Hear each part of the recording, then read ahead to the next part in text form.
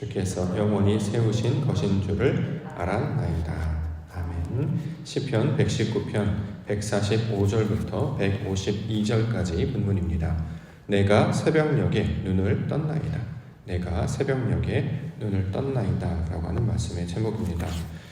우리가 이번 주는 새벽이라는 주제를 가지고 시편 말씀을 보고 있는데요. 오늘은 119편 잠깐 살펴보고자 합니다. 119편은 2019년 새해를 맞이하면서 함께 살펴본 적이 있었는데요.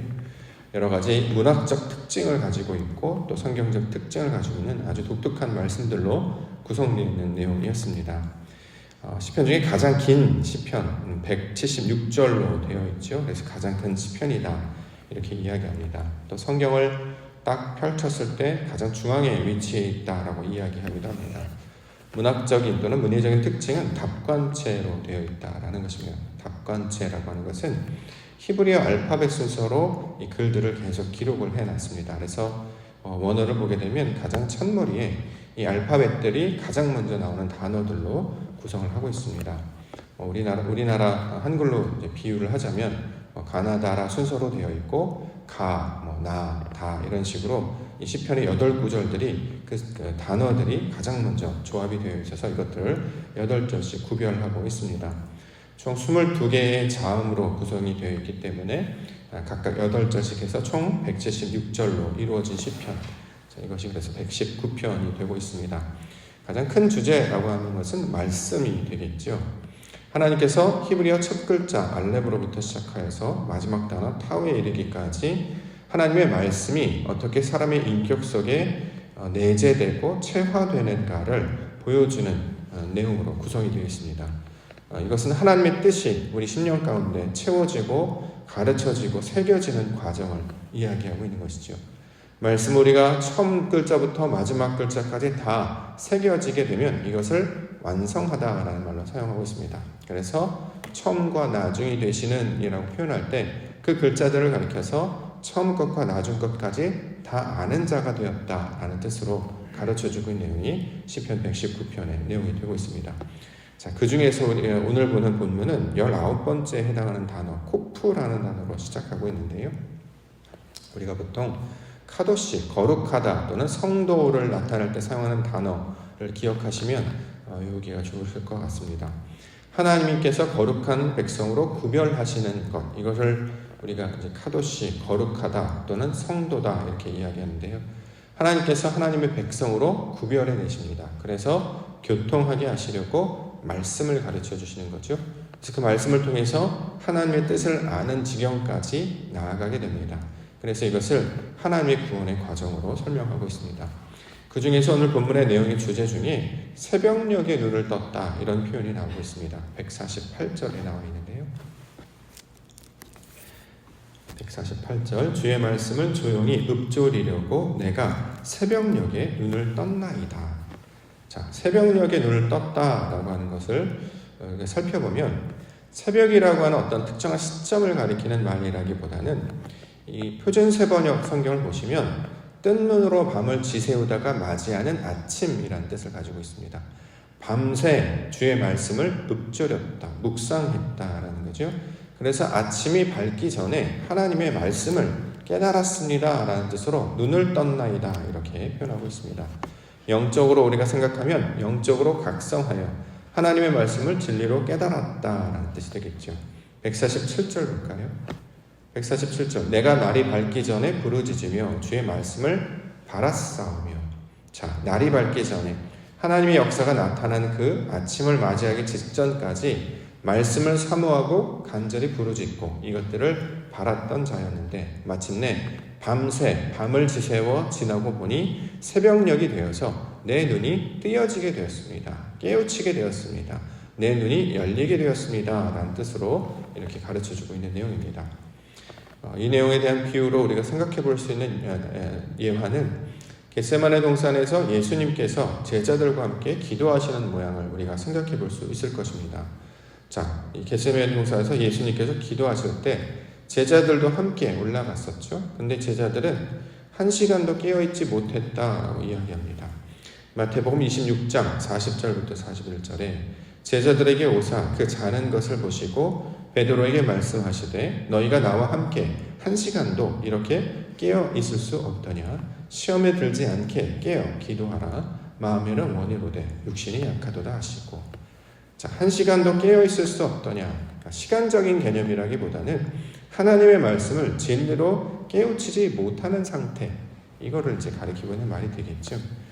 기도라는 것, 하나님이 원하시는 뜻이 무엇인지를 내가 알게 되는 상태지요. 그런데 하나님의 말씀을 보고 그것을 예수님 진리빛을 비춰주셨음에도 불구하고 그것이 무슨 뜻인지 그 하나를 이해하지 못하는 상태, 그래서 이것을 깨닫지 못한다 이렇게 이야기하고 있었던 거죠. 자, 그런데 오늘 시편 기자는 이런 비유의 내용을 통해 살펴본다고 하면 밤새 하나님의 말씀을 깨우치기 위하여 내가 어둡고 영적으로 어둡고 앞을 분간하지 못하는 그런 소경과 같은 상태였는데 하나님의 말씀을 부르짖고 바랬더니 그 새벽녘이 되어서 눈을 뜨게 하셨다. 그것을 깨닫게 하셔서 하나님의 진리를 알게 하셨다라는 뜻으로 설명하고 있는 것입니다.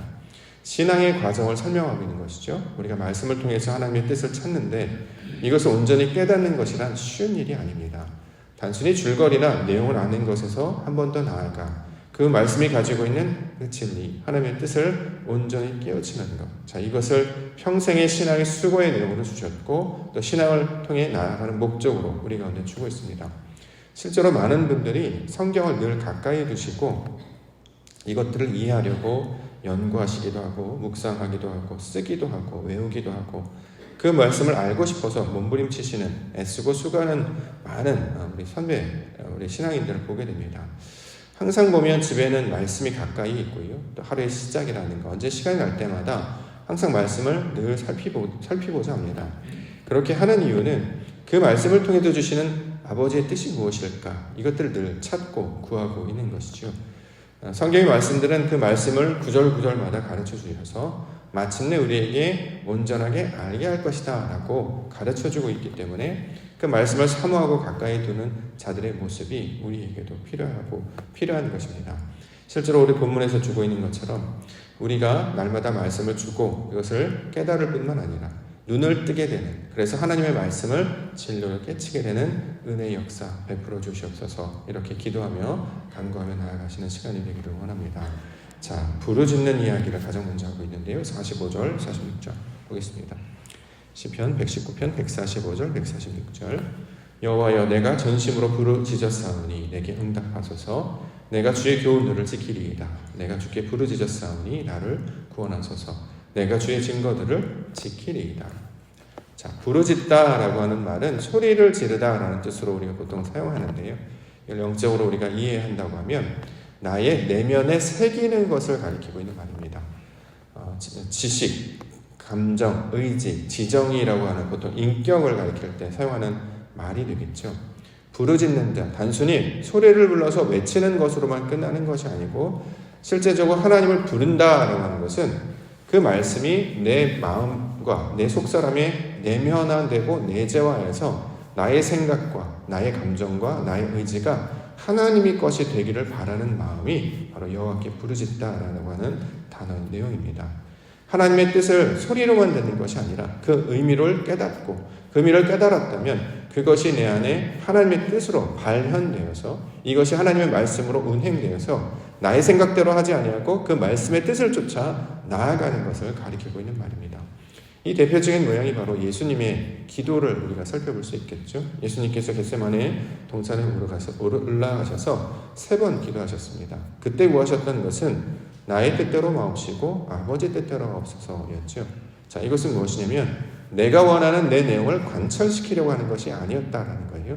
하나님께서 원하시는 것, 말씀을 통해서, 기도를 통해서 우리에게 원하시는 것은 내 생각을 하나님께 관철시키고 하나님의 것을 내가 얻어내는 것, 그래서 나의 욕망을 찾는 것이 아니라 내 모든 것들이 다 사라지고 하나님의 것으로만 운행되도록, 아버지의 것들만 붙들도록 나의 원이나 뜻으로 감당하는 것이 아니라 아버지의 뜻 안에 나아가는 것이 기도의 내용이었음을, 그 부르짖음의 내용이었음을 가르쳐주고 있습니다.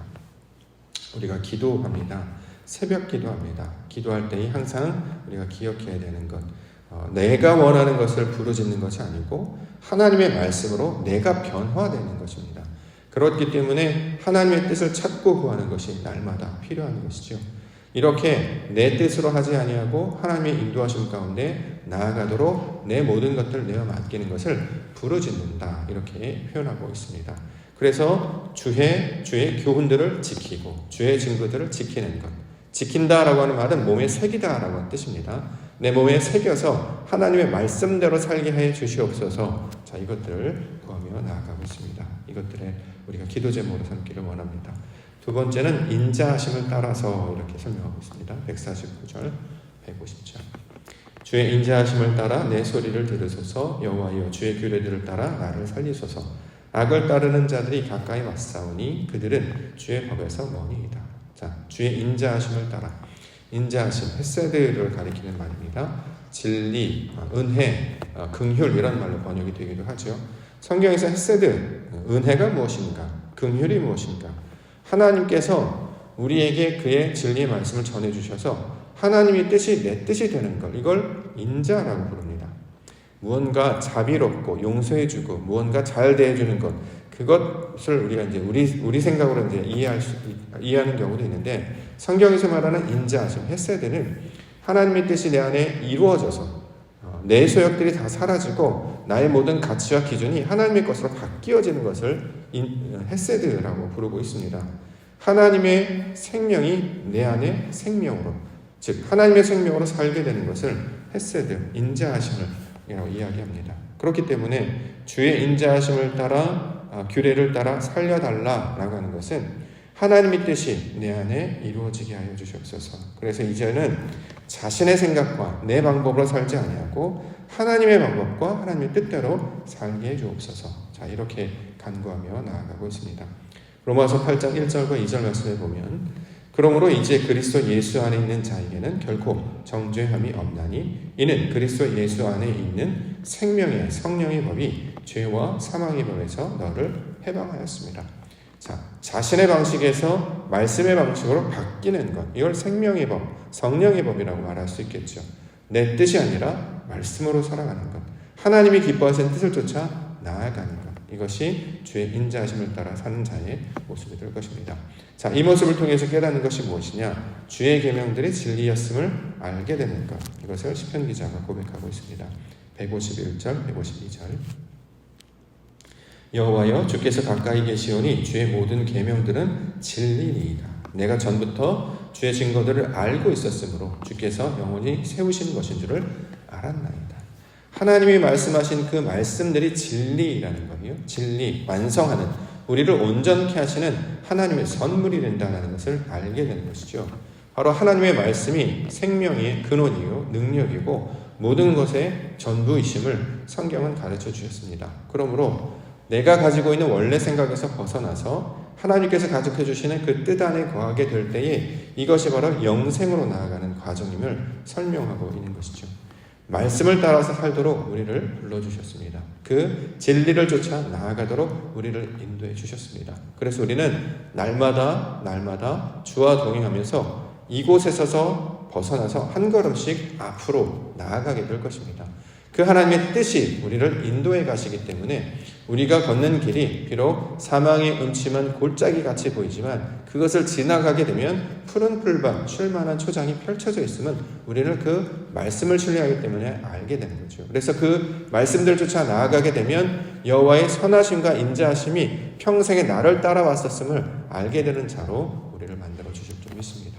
그러므로 오늘 새벽녘에 우리가 함께 나와서 기도하는 것은 그 하나님의 뜻, 아버지의 영광, 인생을 통해서 나를 부르시고 나를 이웃 가운데 보내시고 하나님의 말씀으로 인도하신 그 의도가 무엇인지 알게 해주시옵소서. 마침내 이것들을 깨닫는 자 될 것을 확신하며 마침내 이것을 이루실 줄 믿습니다. 이렇게 고백하며 오늘도 하나님의 뜻을 구하는 우리 믿음의 성도님들 되시기를 주의 이름으로 간절히 축원합니다.